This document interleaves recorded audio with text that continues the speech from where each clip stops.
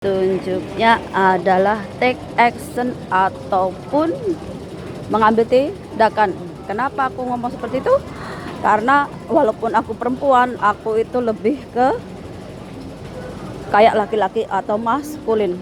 Jadi ketika kita itu ingin melakukan sesuatu, ya dibarengi dengan tindakan. Nggak hanya omong kosong. Contohnya nih, kalau kamu suka cewek atau cowok, kamu pasti akan melakukan dengan tindakan. Entah kalian beli bunga, beli sesuatu yang bikin orang itu tahu perasaanmu. Tapi bukan hanya omong kosong ataupun kata-kata mutiara, kata-kata belgedas atau gombal mukio yang ternyata hanya omong kosong, nggak sesuai fakta, nggak sesuai dengan kenyataan. Jadi apapun yang kita lakukan itu harus dengan take action atau ngambil tindakan. Kalau enggak ya sama aja tong kosong nyaring bunyinya. Sama ketika kita itu beribadah ataupun mengenal Tuhan.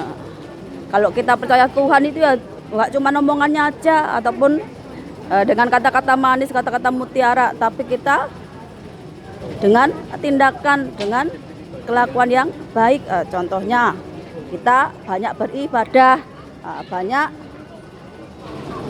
berdoa, ataupun kita banyak sedekah, banyak berbuat baik, menebarkan kasih sayang pada siapapun, ke makhluk ciptaan Tuhan lainnya. Itu sebagai bukti ataupun tanda bahwa kita itu percaya sama Tuhan. Kalau kelakuan kita itu jahat, jahil, nggak baik, jelek, itu juga bagian dari takdir. Wong namanya manusia. Terkadang kita itu dapat hidayah karena kita sering berbuat dosa, sering berbuat maksiat, sering berbuat jahat. Tapi kalau orang mau dapat hidayah, lah kalau orang itu nggak pernah ngaku salah, nggak pernah ngaku dosa, yo dia nggak bakalan dapat hidayah. Karena apa? Karena dia udah merasa suci, udah merasa bersih. Makanya di hatinya ada kesombongan, jumawa, sehingga dia merasa nggak pernah berbuat salah, nggak pernah berbuat dosa. Entah karena dia itu rajin ibadah ataupun karena dia itu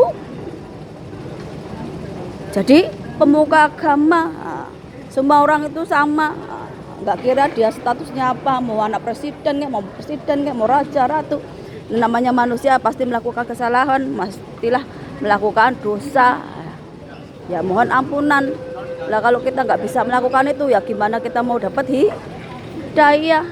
Nah, hidayah itu karena perbuatan salah kita, perbuatan kita yang nggak benar. Tapi kalau kita sendiri itu nggak merasa berbuat salah, nggak merasa berbuat dosa, ya udah sampai kiamat, sampai mati pun nggak bakal dapat hidayah. Ini makanya kalau kita mengenal Tuhan secara lahir batin, ya kita ngambil tindakan, take action dengan melakukan perbuatan yang baik.